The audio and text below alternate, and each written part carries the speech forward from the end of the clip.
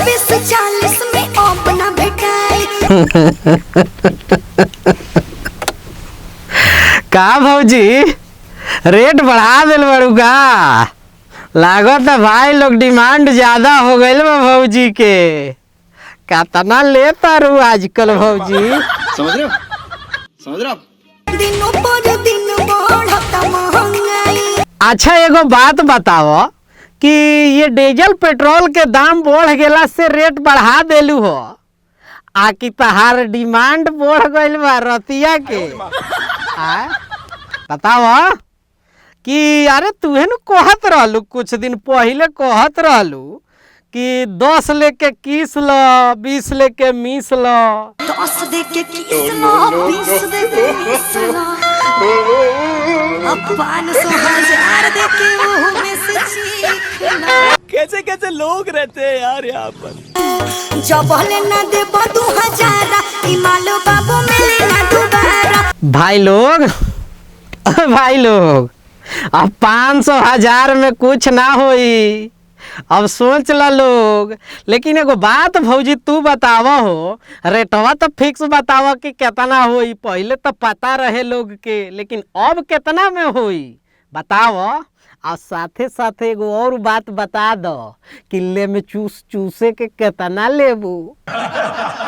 मार चोद दिए भैया जी आप तो। बढ़िया सामान बतो गो की 1000 बा। नो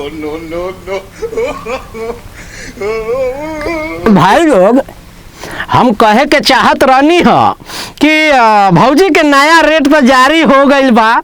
अब हमरा बतावला के कोनो जरूरत नहीं खे। अब भौजी के नया रेट जारी हो गइल बा 2000 रुपया। अब 2000 दे के कोनो भी ले सकेला। बढ़िया सामान बतो गो की 1000 बा। ना भाई लोग सामान ही तगड़ा ना बा। हमनी के साथे साथे इस सब लोग के भी पता बा कि अगर माल तगड़ा होई त घाघरा उठावे के त गहकी 1000 मिल सकेला। लेकिन भाई लोग एगो बात बताएं, ई कहाँ से लागतिया कि माल तगड़ा बा? साला अभी खोल दिहल जाए त माछी झुके लागी। अभी बाबू हमर गरम बाजार बा। हाँ कितना गरम बा भौजी बता दो। का वो में चाय या कॉफी बन सकेला का? काहे से कि हमरा कैमरामैन के बड़ा चाय कॉफी पिए के मन करेला। म्यूजिक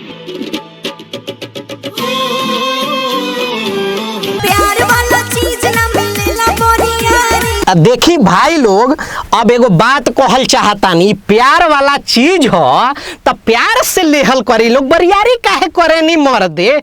अब इनका के चाट खियाई या छोला आ चाहे ले जाई रोहरी के इकोरा। अब भौजी के रेट जब फिक्स हो गइल बा कि 2000 तो आराम से लाइन लगा के ले लिहल करी।